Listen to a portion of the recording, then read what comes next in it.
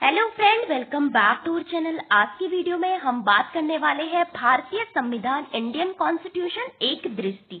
तो सबसे पहले हम यहाँ पे 3 इम्पोर्टेंट चीजों की बात करने वाले हैं। एक है आपके राज्य के नीति निर्देशक तत्व, जिसको आप डीपीएसपी या directive principle of state policy कहते हैं। इसके अलावा बात करने वाले हैं मौलिक कर्तव्य, हमारे फंडामेंटल ड्यूटीज क्या है। इसके अलावा बात करेंगे कुछ इम्पोर्टेंट नेशनल सिंबल यानी राष्ट्रीय प्रतीकों की। तो सबसे पहले जान लेते हैं कि डीपीएसपी यानी राज्य के नीति निर्देशक सिद्धांत क्या होते हैं। तो यहाँ पे जो ये शब्द है आपका नीति निर्देशक, तो इस शब्द का मतलब है नीति बनाने के लिए यानी पॉलिसी फॉर्मुलेट करने के लिए आपको क्या करना, डायरेक्ट करना यानी निर्देश देना, आपका मार्गदर्शन करना कि आप कैसी नीतियां बनाएंगे।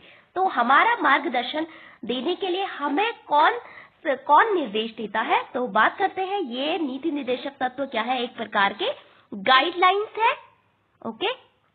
और ये गाइडलाइंस आपकी कहाँ पे दी गई है और कौन देता है, हमारा कॉन्स्टिट्यूशन यानी कॉन्स्टिट्यूशन ऑफ इंडिया यानी भारत का संविधान। और किसको देता है, ये जो सरकार होती है, जो गवर्नमेंट होती है उसको।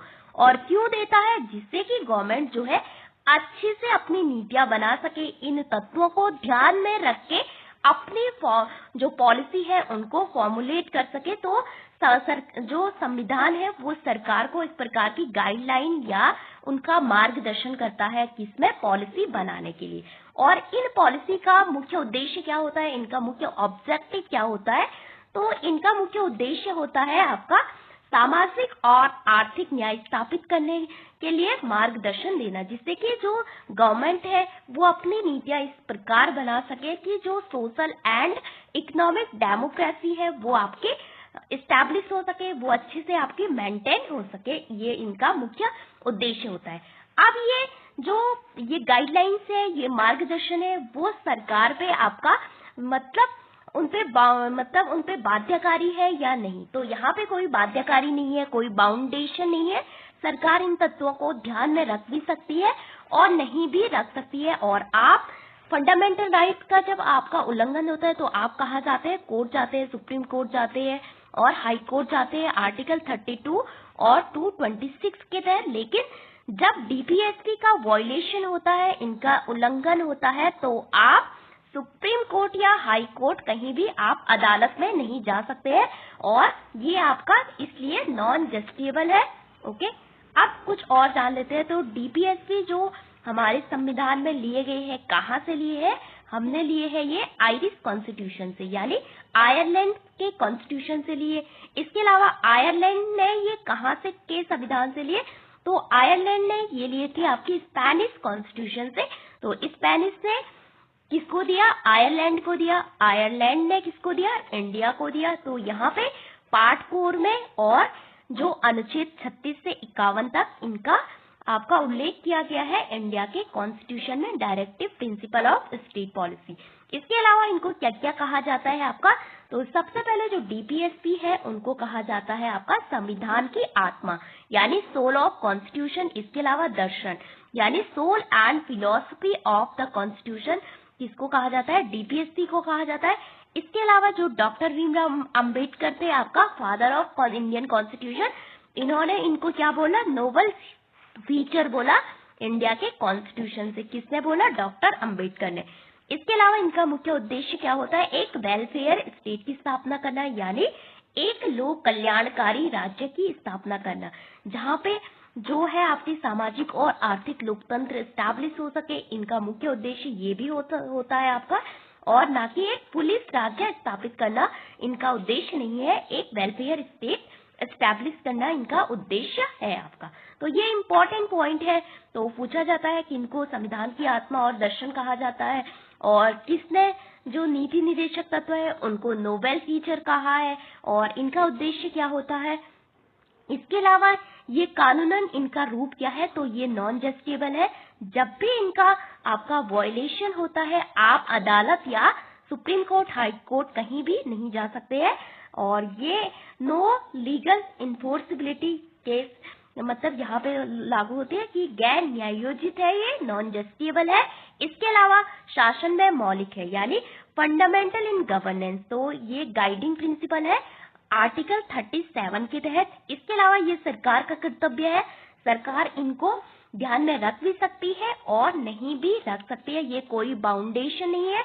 इसके अलावा 1935 का जो अधिनियम था, भारत शासन अधिनियम, तो वहां पे इनको किस रूप में आपका शामिल किया गया था, इंस्ट्रूमेंट ऑफ इंस्ट्रक्शन, यानी इंस्ट्रूमेंट ऑफ इंस्ट्रक्शन के रूप में इसका उल्लेख कहाँ पे किया गया था आपका, जो आपका भारत शासन अधिनियम था 1935 का। तो बहुत सारी चीजें हमने जो 1935 का अधिनियम था उससे अपने कॉन्स्टिट्यूशन में ली है और बहुत सारी चीजें हमने विदेशों से ली है। तो लगभग 60-70% पार्ट हमने कहाँ से बोरो किया है, जो भारत शासन अधिनियम था वहां से 1935 का, और बहुत सारी चीजें हमने विदेशों से ली है, बहुत सारे दूसरे देशों के कॉन्स्टिट्यूशन से ली है इंडिया के कॉन्स्टिट्यूशन में। इसके अलावा अगर इनके वर्गीकरण की बात करें तो ये आपके 3 पार्ट में आपके उल्लेख है। तो संविधान में इनका बंटवारा नहीं किया गया है, वहां पे इनका कोई डिस्ट्रीब्यूशन नहीं किया गया है। संविधान में नहीं लिखा गया है कि ये समाजवादी सिद्धांत है, ये गांधीवादी सिद्धांत है, ये लिबरल यानी उदार सिद्धांत है। तो कॉन्स्टिट्यूशन में किसी भी प्रकार का उल्लेख नहीं है। तो अगर हम यहाँ पे लिखा भी है, संविधान में औपचारिक रूप से ये वर्गीकृत नहीं किए जा रहे, लेकिन समझने के लिए हम इसको बांटते हैं, क्योंकि ये बहुत सारे हैं आपके, तो हम समझने के लिए इसको केवल बांटते हैं। तो अगर बात करें समाजवादी सिद्धांत के जो तत्व है वो कौन कौन से हैं, तो अनुच्छेद जो 38 है, जो बोलता है कि लोक कल्याणकारी राज्य की स्थापना करना नीति निर्देशक तत्वों का मुख्य उद्देश्य है, और सामाजिक व्यवस्था शोषण इकोनॉमिक जो जस्टिस है उसको मेंटेन करना। इसके अलावा सामाजिक, आर्थिक, राजनीतिक न्याय यानी justice, social, economic and political justice, जो कि आपकी प्रियम्बल यानी प्रस्तावना में भी लिखा गया है, उसकी स्थापना करना, उस आधार पे आपको न्याय प्रदान करना, इनका उद्देश्य है अनुच्छेद 38 के तहत। इसके अलावा 39 में क्या बोला है कि आजीविका के पर्याप्त साधन और संसाधनों का समान वितरण, यानी जो लिवलीहुड के जो आपके रिसोर्स है उनका एक जगह पे आपका केंद्रीकरण नहीं होना चाहिए, बल्कि उनका अलग अलग जगह पे सभी लोगों में समान रूप से आपका क्या होना चाहिए, बंटवारा होना चाहिए। इसके अलावा अनुच्छेद 39 क्लॉज ए, जो कि बाद में जोड़ा गया, समान न्याय और मुफ्त कानूनी सहायता। आपने सुना होगा नालसा का नाम, नालसा वगैरह। इसके अलावा जो लीगल सर्विस अथॉरिटी है जो न्याय प्रदान करती है, तो वहां पे इसको बाद में आपका जोड़ा गया था, समान न्याय और मुफ्त कानूनी सहायता। इसके अलावा काम की न्याय संगत विधियां और मातृत्व राहत, जो प्रसूति के संबंध में जो अनुच्छेद है वो कौन सा है आपका, अनुच्छेद 42। तो ये है आपकी समाजवादी 38 हो गया, 39 हो गया, 39 क्लॉज ए हो गया, और इसके अलावा क्लॉज ए नहीं 39 ए बोलेंगे इसको। फिर है अनुच्छेद 42, ये किसमें आएंगे, आपके समाजवादी। अब आएंगे गांधीवादी, जो कि गांधी जी के विचारों से इंस्पायर्ड है। वो कौन कौन से हैं, तो सबसे पहले आता है अनुच्छेद 40 यानी आर्टिकल 40, जहाँ पे जो आपने सुना होगा गांधी जी कहते थे कि असली भारत जो है इंडिया के गांवों में बसता है। असली जो इंडिया है वो आपका गांवों में बसता है, इसलिए गांवों को प्राथमिकता देना सर्वोच्च कर्तव्य है सरकार का हमारा। इसलिए उन्होंने ग्राम स्वराज की बात की, तो ग्राम पंचायतों को आप शक्तियां दो, वहां पे जो विकेंद्रीकरण है उसकी बात करते हैं गांधी जी।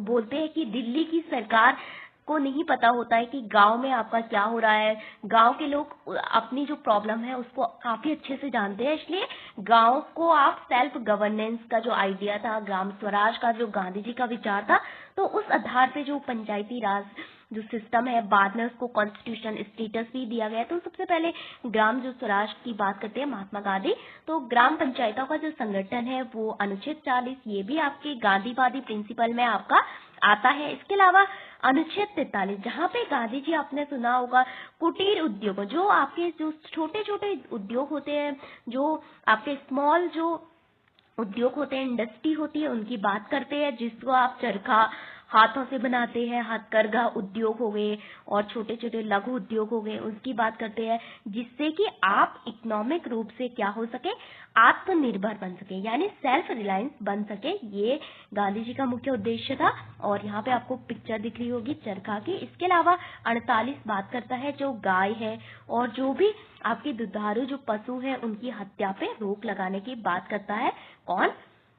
अनुच्छेद 48। इसके अलावा आता है अनुच्छेद 48A, जो कि बाद में जोड़ा गया, जो आपका पर्यावरण से संबंधित है, उस पे भी गांधी जी बात करते हैं। तो पर्यावरण को लेके आपने गांधी जी का स्टेटमेंट भी पढ़ा होगा कि इस दुनिया में सब कुछ है, मतलब आवश्यकताओं की पूर्ति करने के लिए जितनी हमारी मिनिमम आवश्यकता की पूर्ति है उसकी पूर्ति के लिए सब कुछ है, लेकिन हमारी जो बहुत सारे जो हम अपने पास रखते हैं संसाधन, पेट भरने के लिए सब कुछ है लेकिन पेट ही भरने के लिए इतना कुछ नहीं है।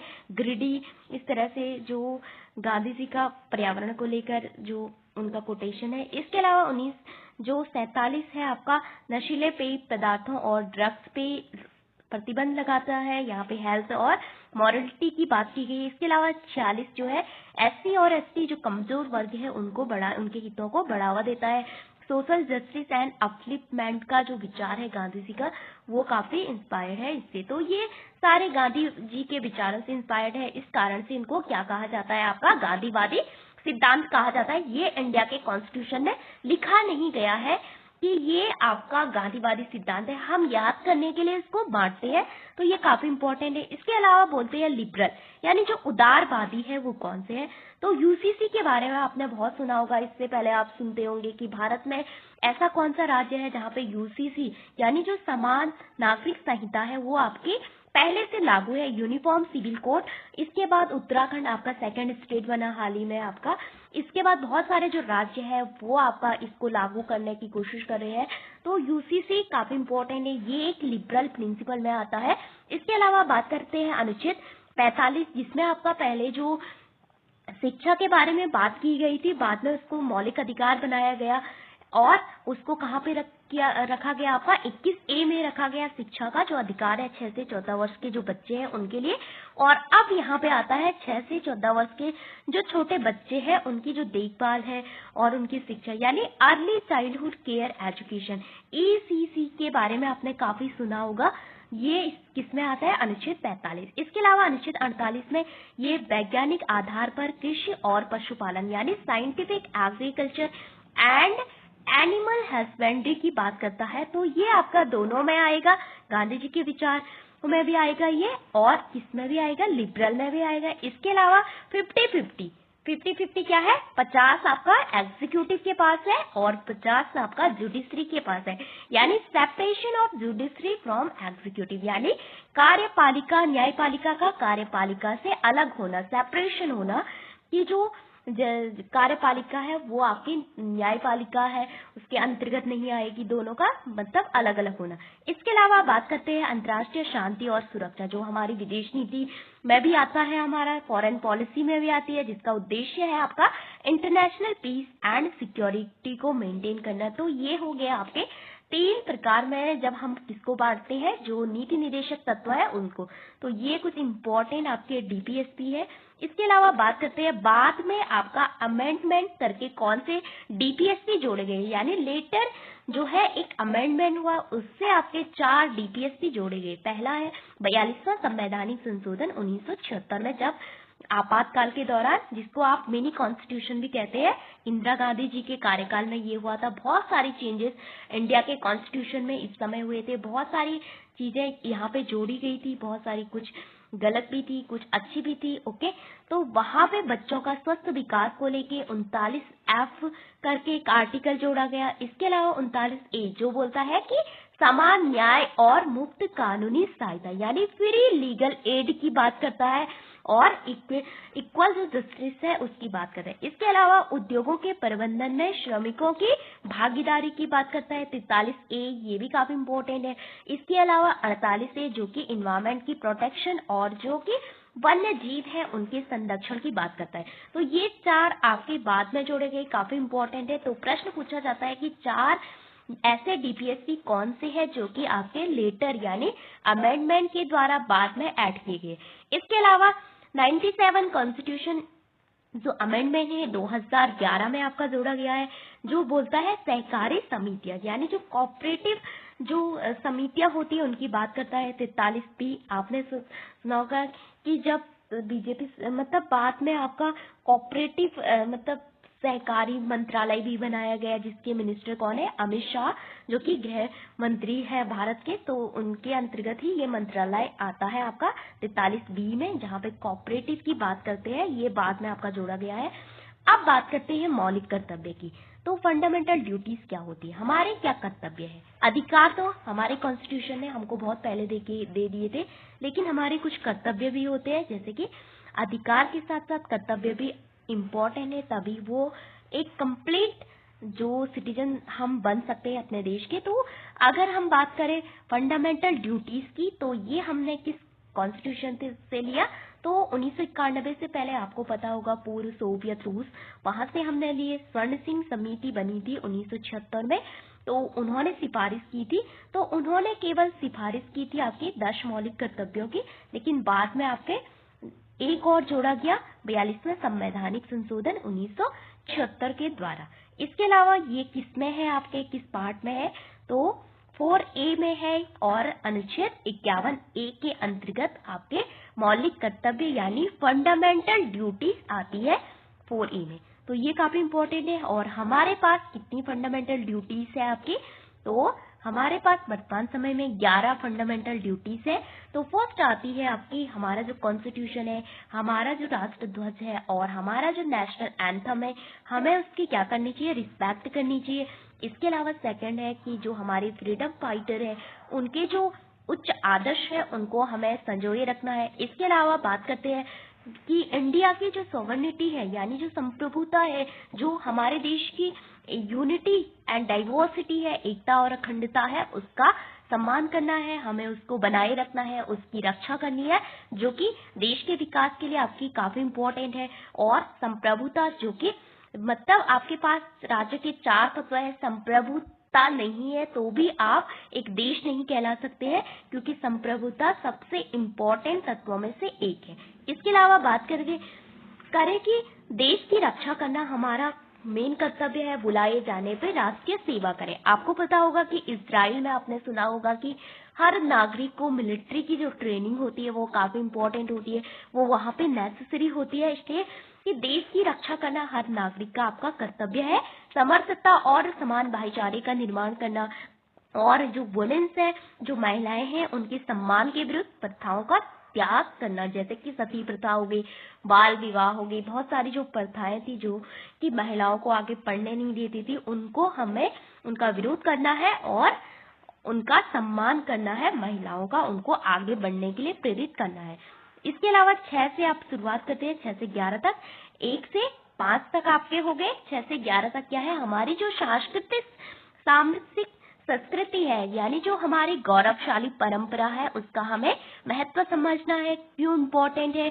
इसके अलावा प्राकृतिक पर्यावरण, जो कि काफी इम्पोर्टेंट है, वन, झील, नदियां, उनकी रक्षा करनी है। वर्तमान समय में हम सभी बहुत सारी प्रॉब्लम फेस कर रहे हैं, जैसे क्लाइमेट चेंज हो गया, और बहुत सारी प्रॉब्लम है जो कि पर्यावरण को हम ध्यान में नहीं रख रहे। हम आपका जो पर्यावरण है और जो इकोनॉमिक डेवलपमेंट है, वहाँ पे हम बैलेंस नहीं कर पा रहे हैं, वहाँ पे हम संतुलन नहीं कर, हम बहुत सारा विकास कर रहे हैं, पर्यावरण को अनदेखा कर रहे हैं, जिसका कि जो परिणाम है हमें बहुत सारी चीजों में भुगतना पड़ता है। तो एक इन्वायरमेंट काफी इम्पोर्टेंट है आपका।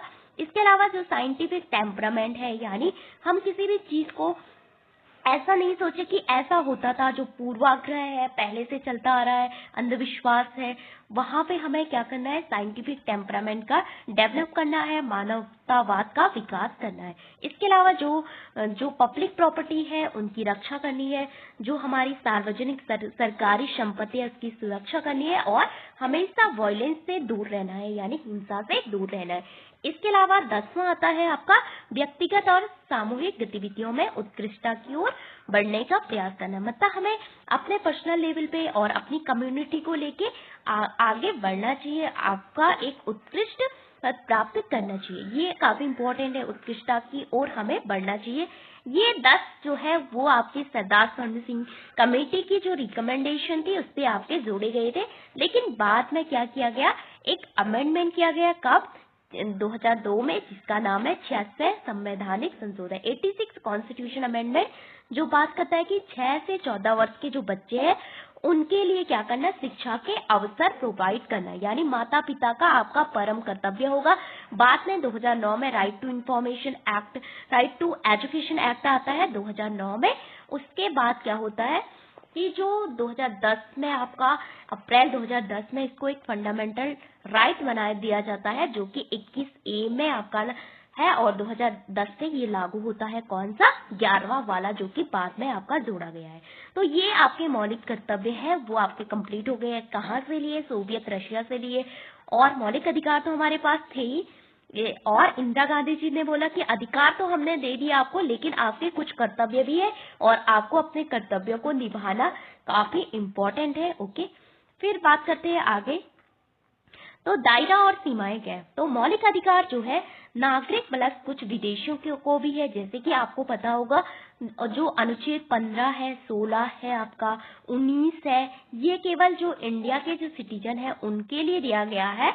इसके अलावा जो आपका हो गया, जो से 14 है आपका, और धार्मिक स्वतंत्रता वाला है, हर व्यक्ति अपने किसी भी धर्म को मान सकता है, तो वो विदेशियों को के लिए भी आपका उपलब्ध है। लेकिन जो अवसर की समानता है कि सभी लोगों को, हमें अपने देश के जो नागरिक है उनको रोजगार देना, सामाजिक जो समानता की बात, वहां पे राष्ट्रीयता के आधार पे आपका भेदभाव हो सकता है विदेशियों के साथ। तो कुछ मौलिक अधिकार आपके नागरिकों के लिए है, कुछ विदेशियों के लिए, लेकिन मौलिक कर्तव्य जो ड्यूटीज है वो केवल नागरिकों के लिए है, और जो ड्यूटीज है वो भी आपके, वहां पे भी आप दंड का कोई प्रावधान नहीं है, ये भी आपकी नॉन जस्टिसेबल है, किसकी तरह, डीपीएसपी की तरह। और फंड, यहाँ पे भी आप कोर्ट नहीं जा सकते हैं अपने, क्योंकि ड्यूटीज का पालन करना तो आपको है ना, हमको ड्यूटीज का पालन करना है, हम कोर्ट क्यों जाएंगे। तो ये काफी इंपॉर्टेंट है आपका। फिर आता है राष्ट्रीय ध्वज। तो राष्ट्रीय ध्वज आपको सभी को पता होगा कि ऊपर वाला जो सबसे ऊपर का रंग है वो कौन सा है आपका, जो ऑरेंज कलर है, केसरिया है, जो कि किसका प्रतीक है, ताकत और साहस का प्रतीक है।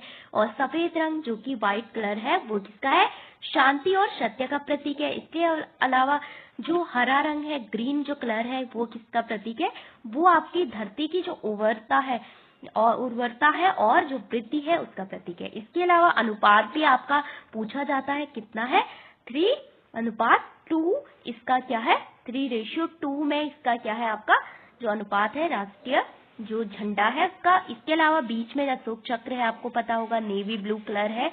और यहाँ पे जो 24 तिथियां है ये दिखाती है कि एक दिन में आपके 24 घंटे होते हैं, उसकी प्रगति को दिखाती है। इसके अलावा राष्ट्रीय ध्वज को किसने डिजाइन किया था, तो पिंगली वेंकैया, जो कि आपके कहाँ से आते थे, आंध्र प्रदेश से आते थे। एक काफी फ्रीडम फाइटर भी के तौर पे उनको जाना जाता है, तो इन्होंने इसको डिजाइन किया था।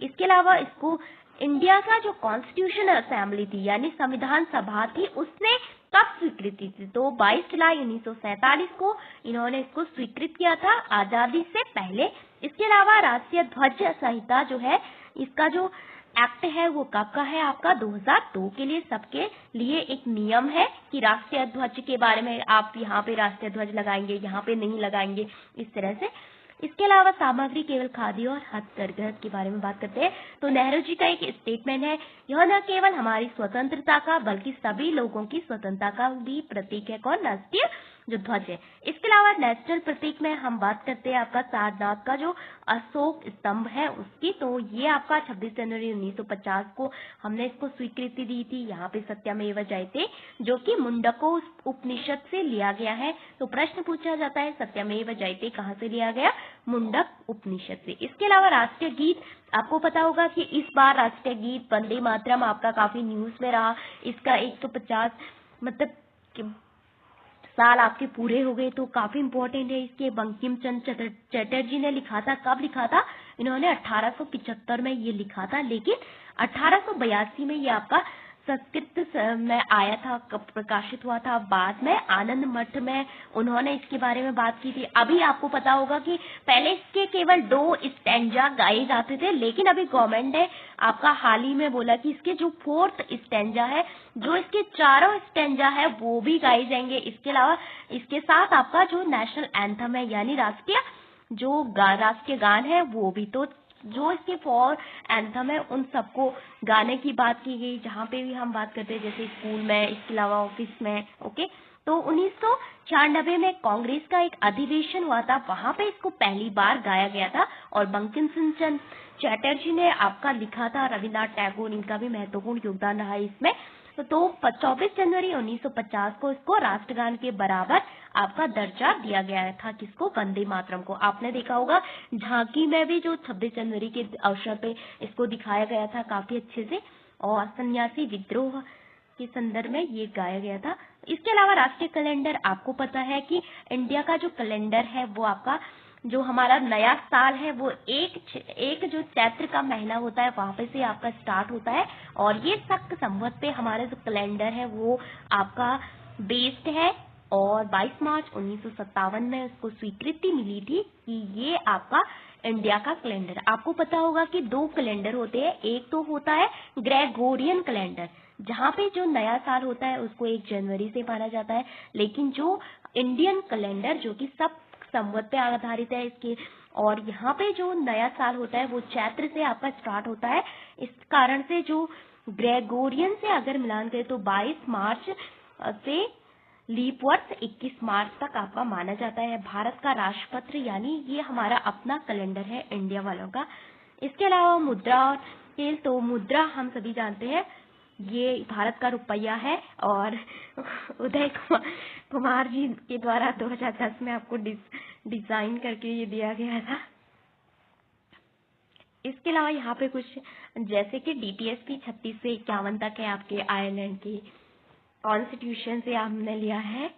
और इसके अलावा तो ये हो गया आपके आज की वीडियो में कुछ इम्पोर्टेंट चीजें। इसके अलावा कुछ और देख लेते हैं। तो ये है इंग्लिश PPT, तो यहाँ पे भी DPSP फूड पार्ट में है आपकी, और ये हमने स्पेनिश कॉन्स्टिट्यूशन ने, आयरिश कॉन्स्टिट्यूशन ने ली, और हमने आयरिश कॉन्स्टिट्यूशन से ली। डॉक्टर भीमराव अम्बेडकर, इसको नोबेल टीचर कहते हैं, सोल भी कहा जाता है इसको, और दर्शन भी इसको कहा जाता है। एंड ये आपके इनका उद्देश्य है आपका क्या, मॉडर्न टाइम पीरियड में वेलफेयर स्टेट का निर्माण करना। लेकिन कॉलोनियल टाइम पीरियड में पुलिस स्टेट होता था, लेकिन ये पुलिस स्टेट का निर्माण करने की बात नहीं करते हैं। और DPSP जो इंस्ट्रूमेंट ऑफ इंस्ट्रक्शन के नाम से कहाँ पे मेंशन है, जो कि हमारा गवर्नमेंट ऑफ इंडिया एक्ट हुआ था 1935 वाला, जहाँ पे से हमने अपने संविधान का बहुत सारा जो पार्ट है वहीं से हमने लिया है। और ये आपके 3 पार्ट में है, एक सोशल प्रिंसिपल, दूसरा गांधीयन, तीसरा लिबरल। तो जो सोशल है उनका उद्देश्य है आपका social and economic justice, and जो आपकी गांधीयन है उनका उद्देश्य है नेशनल मूवमेंट रिकंस्ट्रक्शन, एंड जो लिबरल है उसका उद्देश्य है मॉडर्नाइजेशन एंड आपका लिबरलिज्म। तो पिलर 1 सोशलिस्ट 38 आएगा, 39 आएगा, 39A आएगा, एंड 41A जो कि राइट टू वर्क। आपने सुना होगा मनरेगा के बारे में, तो वो भी आपका राइट टू वर्क में आता है, जहाँ पे जो सरकार है आपको 100 दिन का जो रोजगार है वो प्रोवाइड करती है। जो आपके रूरल एरियाज होते हैं वहाँ पे जो अकुशल जो श्रमिक होते हैं उनके लिए। फिर आता है 42 में, यहाँ पे बात की जाती है किसकी, कि जो मैटरनिटी रिलीफ होती है, जो प्रसूति संबंधित उपबंध होते हैं उनकी बात करते हैं। इसके अलावा 43 जो कि living wage and decent standard of life की बात करता है, जो श्रमिक होते हैं। और इसके अलावा 43A भी आपका इम्पोर्टेंट है। 47 जो कि न्यूट्रिशन की बात करता है, पोषण की बात करता है और हेल्थ की बात करता है। इसके अलावा गांधीयन प्रिंसिपल आपने सुना होगा, विलेज पंचायत गांधी जी का विचार था कि सेल्फ गवर्नमेंट के बारे में बात करते थे। इसके अलावा 43 जो कि कॉटेज इंडस्ट्री की बात करता है, और 46 जो कि education and social interest of SC and ST and weaker section of society. इसके अलावा 47 जहाँ पे जो हमारे शरीर को जो नुकसान पहुंचाते हैं, इंटॉक्सिकेटिंग जो ड्रिंक्स होती है उनको अवॉइड करने की बात करता है। इसके अलावा 48 जो बात करता है जो गाय है, जो पशु है उनकी रक्षा करना, पशु पालन करते हैं उसकी रक्षा करना। ओके, उसके अलावा लिबरल जिसमें आता है यूसीसी।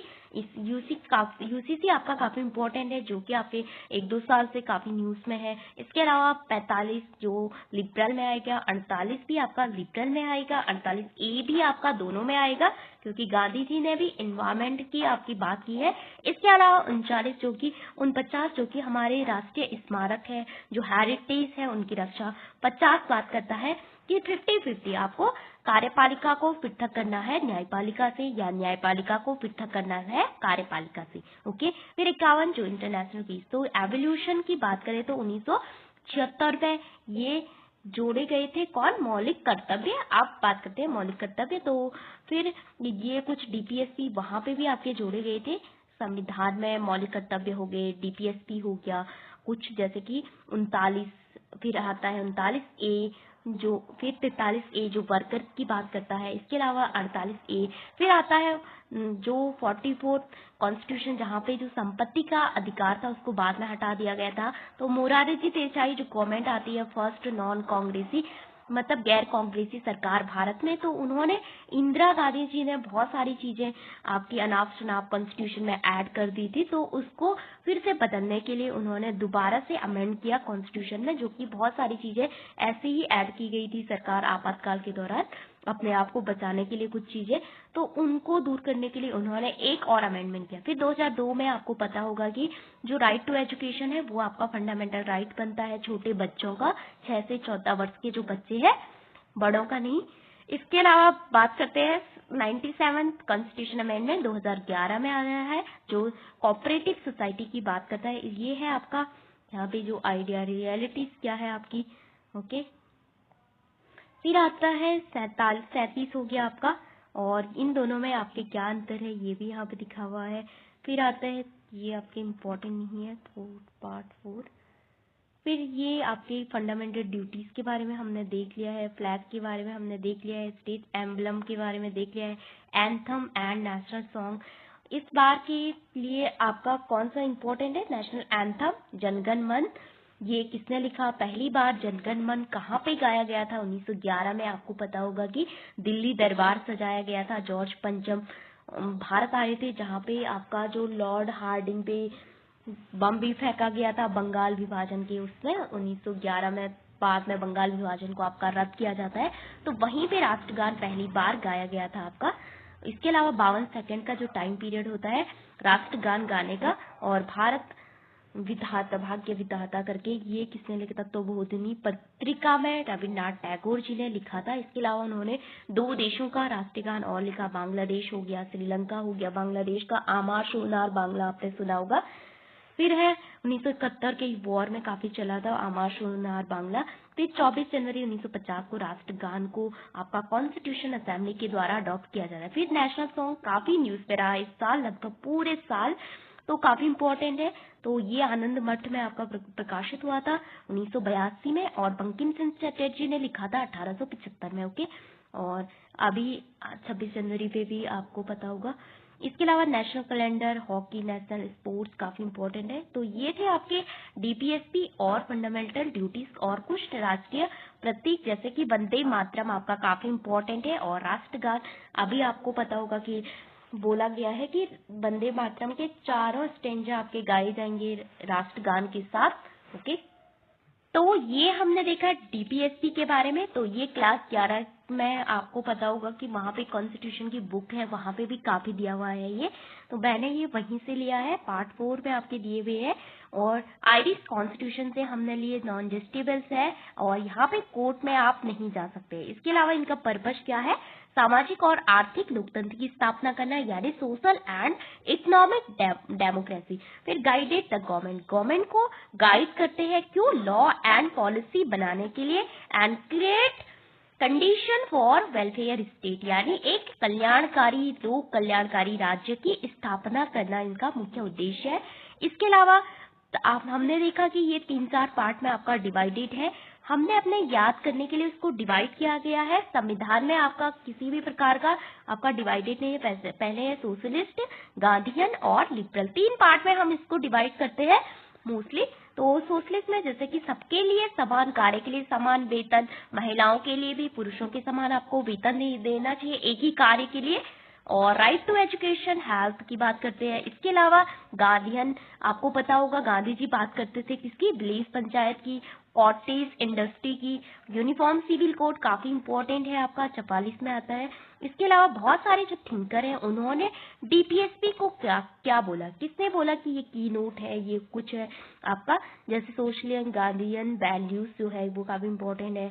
फिर आपका वेलफेयर स्टेट की स्थापना करना इनका उद्देश्य है, and fundamental to the country's governance. Okay, तो DPSP are guideline to state for social and economic justice, ये एक प्रकार की गाइडलाइन है, मार्गदर्शन है, किसके लिए, डायरेक्शन है किसके लिए, आपकी सरकार के लिए, जिससे कि वो अपनी जो पॉलिसी है वो अच्छे से बना सके, सामाजिक आर्थिक जो कल्याण है उनको ध्यान में रख सके, और नॉन जस्टिसेबल है, कोई भी गवर्नमेंट पे कोई फोर्स नहीं है, इस सेंस में गवर्नमेंट आप सरकार के खिलाफ वहां अदालत में नहीं जा सकते। तो सबसे पहले 36 में आती है डेफिनेशन ऑफ स्टेट, जो कि आपकी अनुच्छेद 12 में भी दी गई, तो सेम है ये राज्य की परिभाषा, आपको पता होगा 12 में राज्य की परिभाषा है। इसके अलावा 39 में वेलफेयर स्टेट, एक लोक कल्याणकारी राज्य की स्थापना करना।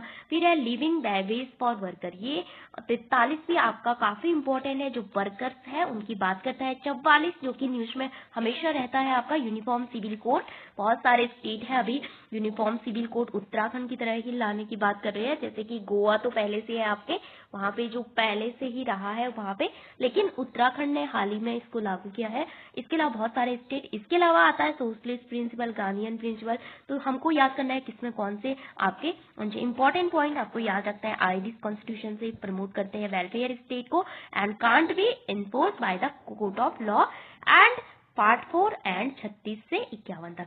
तो इंदिरा गांधी जी ने एक अमेंडमेंट लाया था जहां पे उन्होंने बोला था कि जो फंडामेंटल राइट है उससे भी ऊपर आपके जो डीपीएसपी है, राज्य की नीति निदेशक तत्व है, वो है। वो कौन सा अमेंडमेंट है आपको ये बताना है, वो कौन सा संशोधन था उन्होंने, जिसमें इंदिरा गांधी जी बोलती है कि राज्य के नीति निदेशक जो सिद्धांत है वो फंडामेंटल जो राइट है, हमारे मौलिक अधिकार है, उनसे ऊपर है। ओके, तो फंडामेंटल राइट और डीपीएसपी में क्या अंतर है, फंडामेंटल ड्यूटीज हमने देख ली थी, लेकिन राइट क्या बातें करते हैं, प्रोटेक्ट इंडिविजुअल फ्रीडम, यानी व्यक्ति की स्वतंत्रता की बात करते हैं। जस्टिबल है, आपके फंडामेंटल राइट का वायलेशन होता है, आप कहाँ जा सकते हैं, कोर्ट जा सकते हैं, सुप्रीम कोर्ट का जा सकते हैं, हाई कोर्ट जा सकते हैं।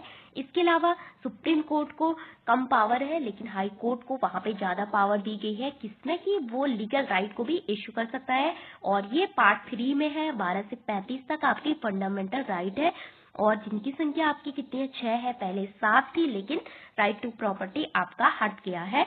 इसके अलावा हमने कहाँ से लिया, यूएस की कॉन्स्टिट्यूशन से लिया, और इस्टेब्लिश करते हैं पॉलिटिकल डेमोक्रेसी।